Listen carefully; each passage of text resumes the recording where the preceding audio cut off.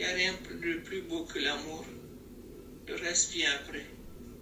Ce lien qu'on a avec notre mère normalement, et dès qu'elle vous laisse comme ça, vous vous sentez complètement perdu en fait. Voilà, c'est ça.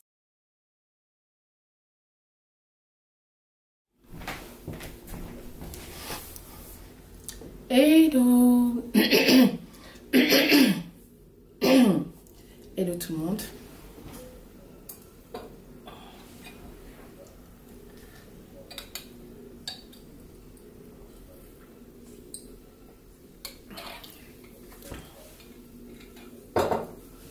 Ok, donc j'avais un peu la gorge sèche. Hello tout le monde, bienvenue sur ma chaîne. Je me présente, je m'appelle Cathy Dilam. C'est la première fois de te connecter sur ma chaîne. Je fais du lifestyle, de la mode et de la beauté sur ma chaîne. Et aujourd'hui, c'est une vidéo particulière que je vais faire parce que il m'est arrivé un malheur, tout simplement. Et je voulais un peu vous mettre au jus parce que depuis j'ai pas posté, ça va faire 2 mois. Donc tout à fait, tout d'abord, bonne année 2023 parce que j'ai pas eu le temps de vous dire bonne année 2023 vu la situation dans laquelle je me suis retrouvée. Voilà, donc vous pouvez très bien vous abonner tout juste en bas à ma chaîne, c'est gratuit. Et vous pouvez me suivre sur Instagram, TikTok et Snapchat.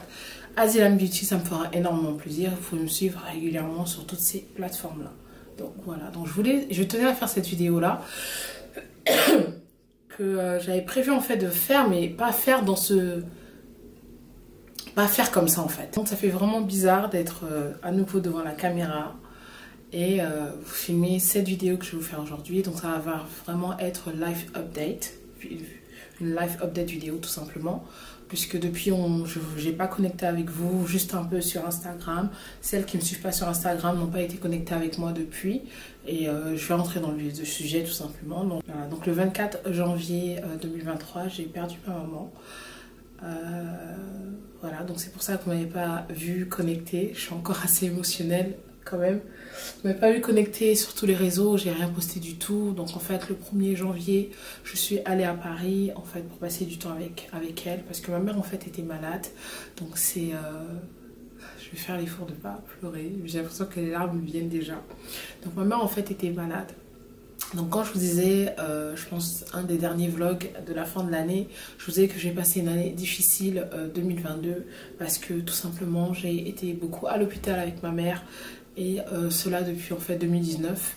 Donc voilà, donc c'était pour ça que vous avez bien peut-être vu que j'étais pas très consistante sur ma chaîne, j'étais pas régulière sur ma chaîne. Il y avait des moments où je postais, il y avait des moments, pardon. Il y avait des moments où je postais pas parce que j'étais tout simplement au chevet de ma mère et tout, pour être auprès d'elle, voilà. Donc ma mère m'a quitté, nous a quitté, Ilona, Destinée, moi, ma soeur, le 24 janvier. C'est vraiment un truc de dingue en fait, c'est très douloureux, c'est une douleur douloureuse, voilà, ouais, une douleur douloureuse. Je suis chagrinée, je sais pas comment en fait expliquer comment je me ressens, mais tout ce que je peux vous dire, c'est que en fait j'ai un vide total, et je suis constamment, on va dire, presque que dans les nuages. Donc voilà, donc du coup je devais passer les fêtes de fin d'année avec ma mère en fin 2022, c'est ce que j'avais prévu, puisque mon dernier voyage avant la fin de l'année c'était en octobre 2022, et ça n'a pas pu se faire à cause des grèves. Donc j'étais assez anxieuse en fait, parce que j'ai pas pu être avec elle, et elle se sentait pas très bien. Et en fait le truc c'est que je le voyais pas venir, j'avais peur, mais je le voyais pas venir en fait. Donc voilà, donc du coup j'ai eu un début d'année difficile, ça a été un malheur, mais là j'essaie de reprendre en fait une nouvelle routine de vie, tout simplement, tout doucement, vraiment. Mais je suis toujours un peu dans le vide. Voilà. Donc c'était un peu compliqué quand j'étais en France, parce que j'étais toute seule. Donc ça arrivait très brusquement. Donc j'avais beaucoup de démarches à faire par rapport aux obsèques qu'il y avait à faire, et j'étais pas préparée. C'était la première fois d'organiser ça. Donc j'ai fait de mon mieux pour pouvoir enterrer ma maman. Donc voilà, donc elle me manque énormément. Ma mère c'était tout en fait pour moi. Donc si vous ne me connaissez pas vraiment, en fait je suis la fille unique de mon père et de ma mère. Voilà, donc je suis née en France, à Levallois-Perret, et en fait j'ai une autre grande sœur qui est née plutôt elle au Gabon. Donc voilà, donc ma soeur m'a rejoint après, Et oui, j'ai un frère, un frère, mais nous n'avons pas la même maman. Donc voilà, donc ça fait que ça me fait un grand vide en fait, parce que ma mère, en fait, j'ai toujours été avec elle, j'ai toujours tout fait avec elle. C'est vrai qu'on a eu nos prises de tête, surtout quand je suis venue m'installer en Angleterre. Donc c'était un moment assez difficile pour elle. Et je sais pas si en fait elle savait qu'elle était malade à ce moment-là. C'est pour ça qu'elle voulait pas forcément que je vienne ici. Donc en fait, ma mère était atteinte, elle avait le cancer. Donc du coup, c'est ça qui l'a emportée. Et elle s'est beaucoup battue. Ma mère, ça a été une femme vraiment, vraiment, vraiment forte, parce qu'elle m'a caché énormément de choses par rapport à la maladie. Et tout simplement pour me protéger, nous protéger, pour pas me faire souffrir. Mais le fait qu'elle soit partie, je souffre encore plus. Parce qu'on n'a qu'une seule maman. Il y a plein de choses que j'avais prévu de faire avec elle que je vais pas pouvoir faire avec elle. Je suis toujours pas mariée, je sais que je vais me marier, elle sera pas là. On avait prévu d'aller refaire nos dents ensemble en Turquie, on avait prévu d'aller au Gabon, on avait prévu de faire plein de choses ensemble, ce qui ne va pas pouvoir se faire, mais je vais tout faire pour pouvoir le faire avec mes enfants. En tout cas, le conseil que je peux vous donner, la vidéo va être courte parce que j'ai pas vraiment grand chose à vous dire.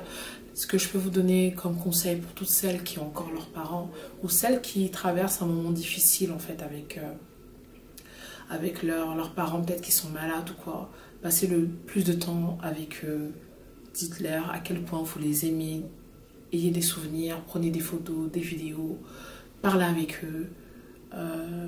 Ça a été difficile en fait vers la fin, parce que ma mère ne me parlait plus beaucoup, puisqu'elle était vraiment sur morphine en fait, et la morphine l'a cassée en fait. Donc ce qui me fait le plus mal en fait, c'est que je n'ai pas beaucoup échangé avec elle pendant tout le mois de janvier où j'étais là.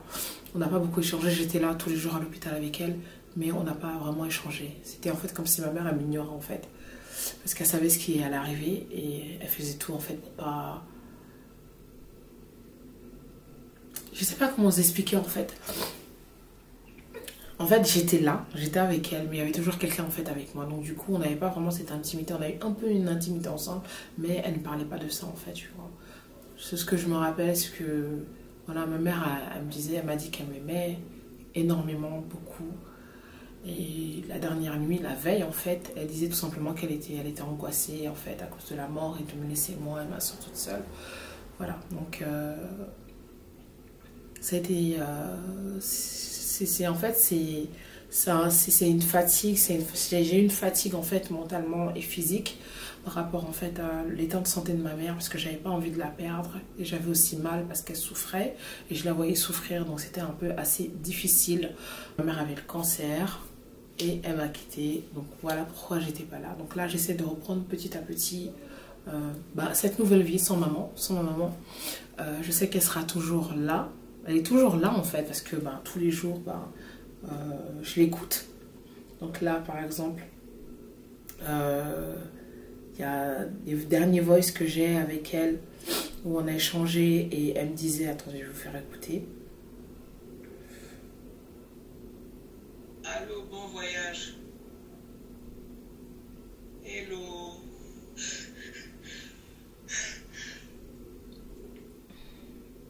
Je vous bénis, hein. Attire beaucoup de bénédictions pour toi et ta famille. Et ton futur mari. Apprenez à vous maîtriser. Aimez-vous. Il n'y a rien de plus beau que l'amour.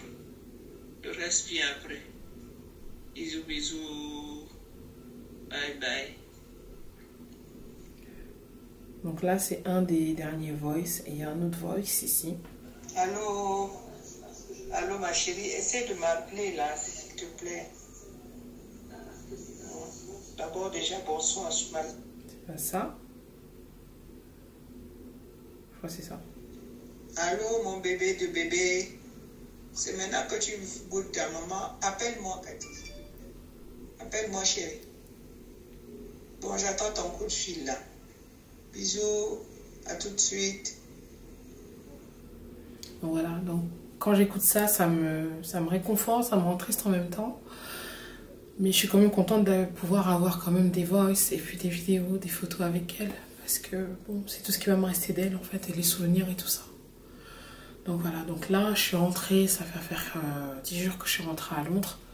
Donc j'essaie me réorganiser. Donc en fait mon plan c'était de redécorer, finir toute ma décoration que j'avais à faire et tout ça dans la chambre, dans mon salon.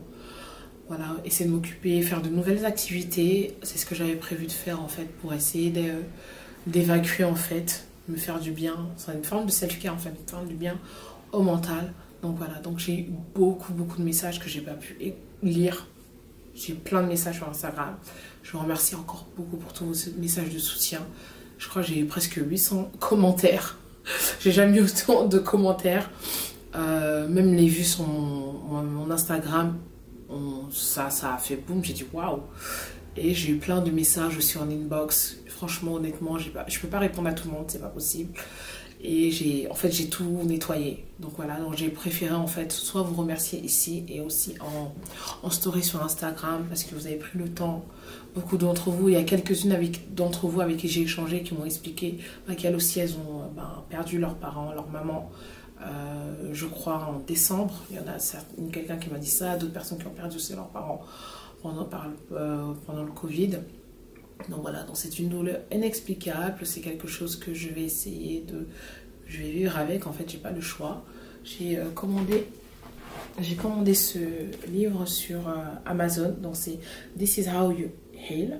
Donc en fait c'est un livre qui aide en fait à guérir après un décès, mais je pense pas qu'on guérit après un décès en fait. On vit avec jusqu'à la fin de sa vie, quoi, parce que voilà... une mère va toujours vous manquer jusqu'à la fin de votre vie parce qu'on a toujours besoin de la mère. En fait, je sais pas, il y a ce lien qu'on a avec notre mère normalement, et dès qu'elle vous laisse comme ça, vous vous sentez complètement perdu en fait. Voilà, c'est ça le mot, complètement perdu. Vous dites comment je vais faire, à qui je vais me confier, avec qui je vais parler, parce que maman c'était ma meilleure amie. C'était ma meilleure amie, je peux lui parler de tout, je me confiais avec elle, voilà. Donc ça fait que c'est pas évident. C'est la première fois que ça m'arrive. J'ai déjà perdu ma grand-mère, mais quand j'étais plus jeune, c'est pas la même chose. C'est vrai que c'est douloureux, mais bon, voilà. Donc du coup, je voulais juste vous mettre au jus et vous remercier encore énormément pour tous vos messages d'encouragement et le respect en fait de m'avoir donné de l'espace. Donc là, je vais tout simplement revenir sur la chaîne, reposter régulièrement parce que il faut bien que je bosse, et on va reprendre le programme tout doucement. Donc ce qui est sûr, c'est que ça va vraiment être ma chaîne va être vraiment beaucoup self-care, beaucoup être toujours dans le même sujet, hein, self-care, la mode toujours un peu, mais ça sera plus comme avant en fait. Et du coup, je vais toujours rester sur le sujet du level up, mais j'avais déjà prévu en fait de faire sur un autre angle, beaucoup plus en mode de vlog. Voilà, donc je voulais vous mettre au point sans trop vous faire pleurer. J'ai gardé mon sang-froid, j'ai pas coulé une larme parce que j'ai pas envie d'être en train de pleurer. C'est vrai que c'est quelque chose de triste, mais j'ai pas envie de vous faire pleurer. Voilà. Donc n'hésitez pas franchement à tous les jours prendre les nouvelles de vos proches. Dites-leur à quel point vous les aimez. Ayez des photos, des vidéos, parce que c'est important d'avoir des souvenirs. Tout ce qui reste, voilà, c'est ce qui me reste. Tout ce que je sais, c'est que j'aimais ma mère, je l'ai accompagnée jusqu'au bout. Et j'ai pas voulu accepter en fait qu'elle me laisse. Jusqu'à aujourd'hui, je l'accepte toujours pas.